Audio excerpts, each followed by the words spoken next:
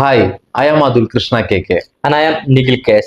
Welcome to Tech Tech Talks Talks Podcast.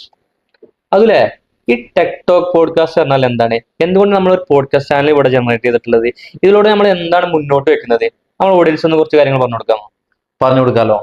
ഞങ്ങളുടെ main ലക്ഷ്യം എന്താന്ന് വെച്ച് കഴിഞ്ഞാൽ ബിസിനസ് സ്റ്റാർട്ട് ചെയ്യാൻ പോകുന്ന ആളുകൾക്ക്, അതായത് നമ്മളെ മെയിൻ ഇതാണ് ബിസിനസ് സ്റ്റാർട്ട് ചെയ്യാൻ പോകുന്ന ആളുകൾക്കും ബിസിനസ്സിലുപരി എന്റർപ്രണേഴ്സ് സ്റ്റാർട്ട് ചെയ്യാൻ പോകുന്നവരുണ്ടാവും, ഓൾറെഡി ബിസിനസ്സിൽ ഇൻവോൾവ് ആയിട്ടുള്ള ആളുകളുണ്ടാവും.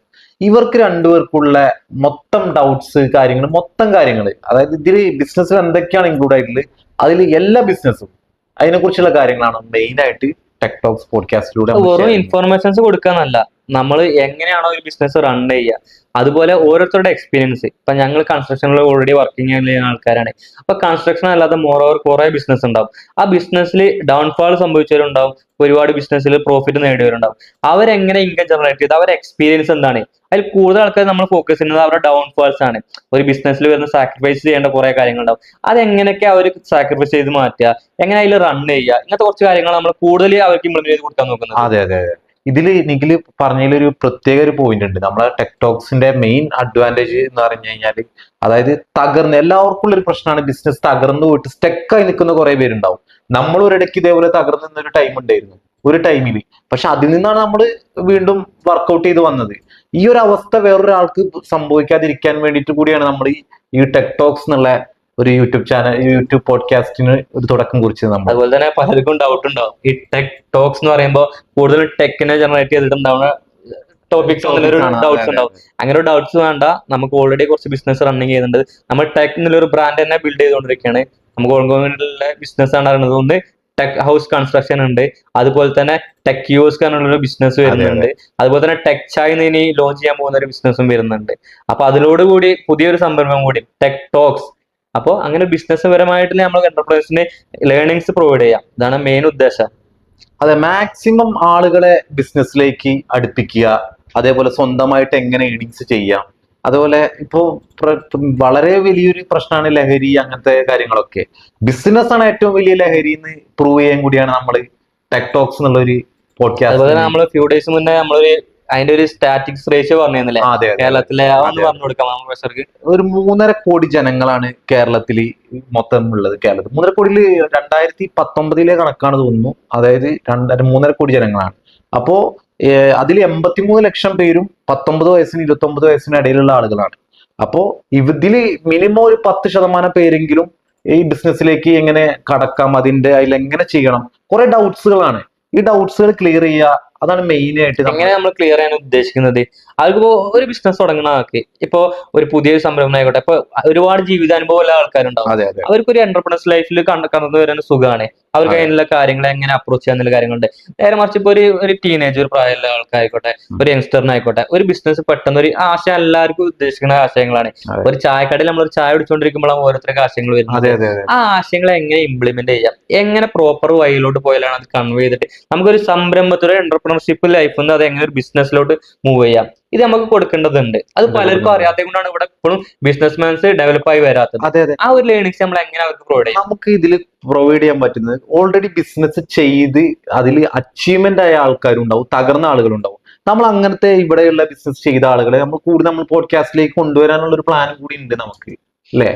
കേരളത്തില് ബിസിനസ് തുടങ്ങാൻ കുറച്ചും കൂടി സുഖകരമായിട്ടുള്ള അറ്റ്മോസ്ഫിയർ ആണ് ഇപ്പൊ നിലവിലുള്ളത്.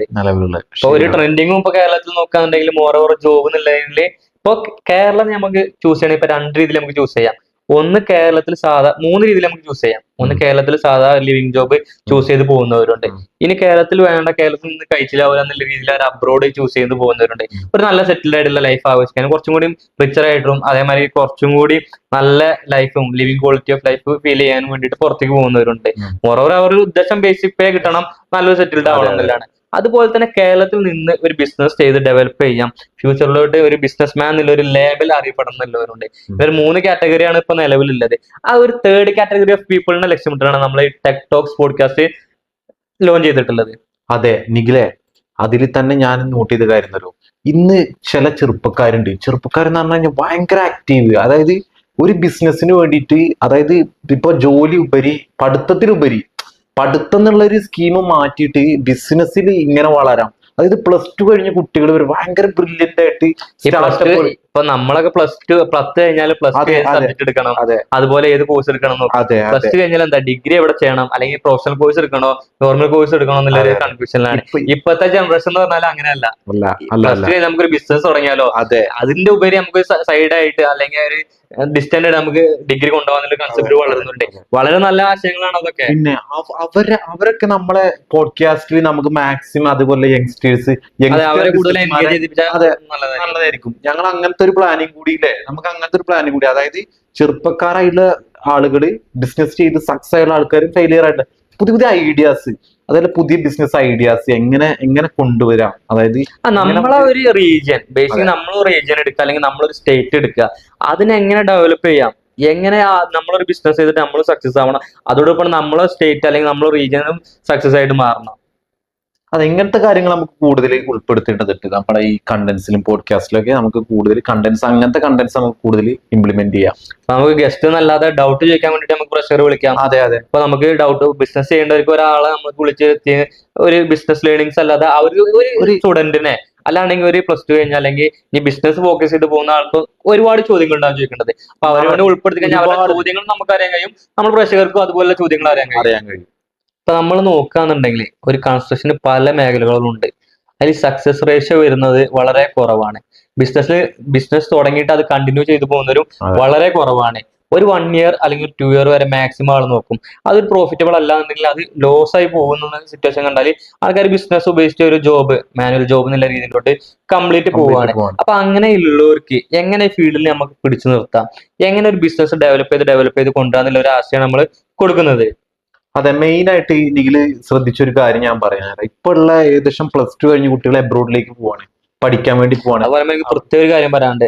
നമ്മളെ കേരളത്തിൽ നിന്ന് ഡെവലപ്പ് ചെയ്യാൻ കഴിയില്ല എന്നുള്ളൊരു ചിന്താഗതി മനസ്സിൽ ഉള്ളിൽ ഉണ്ടാക്കിക്കൊണ്ടാണ് എല്ലാവരും പുറത്തോട്ട് അതെ പോകുന്നത്. അതെ അതെ പുറത്തോട്ട് പോയാലേ കഴിച്ചിലാവും എന്നുള്ളൊരു തോട്ടാണ് പലർക്കും ഉള്ളത്. പലർക്കും ഉള്ളത്. അപ്പൊ ആ ഒരു തോട്ടല്ല നമ്മൾ ഈ കേരളത്തിൽ ജീവിക്കുന്നതാണ്. നമുക്ക് ഈ കേരളത്തിൽ നിന്നുകൊണ്ട് എങ്ങനെ ഡെവലപ്പ് ചെയ്യാം, എങ്ങനെ നമ്മൾ പ്രോഗ്രസ് ചെയ്യിപ്പിക്കാം, എങ്ങനെ സക്സസ് ആവാം എന്നുള്ളത് കേരളത്തിൽ നിന്ന് പ്രൂവ് ചെയ്യുക എന്നുള്ളതാണ് എന്റെ ഒരു പ്രൈമറി ലക്ഷ്യം എന്നുള്ളത്. അതെ, ഞാനും കൂടുതൽ നിഖിലെ എന്റെ അഭിപ്രായത്തിനോട് ഞാനും കൂടുതൽ സപ്പോർട്ട് ചെയ്യുന്നു. കാരണം കേരളത്തിൽ അതിന് പറ്റിയ അന്തരീക്ഷം ഇല്ല എന്ന് ചിലർ പറയുന്നുണ്ട്. കുറച്ച് ഞാൻ ന്യായീകരിക്കുന്നില്ല. പക്ഷെ കേരളം ആയിക്കോട്ടെ, ഏത് സ്ഥലം ആയിക്കോട്ടെ, നല്ലൊരു ബിസിനസ് മൈൻഡും നല്ലൊരു അതിനെക്കുറിച്ച് അറിവും കാര്യങ്ങളും ഉണ്ടെന്നുണ്ടെങ്കിൽ ഏതൊരു സ്ഥലത്ത് നമുക്ക് ബിസിനസ് ചെയ്യാം. ഇതിലൊരു കാര്യം പ്രത്യേകം പറയുന്നുണ്ട്, നമ്മൾ കേരളത്തിൽ നിന്ന് പുറത്തു പോകുന്നവരെ അങ്ങനെ പറഞ്ഞതല്ല.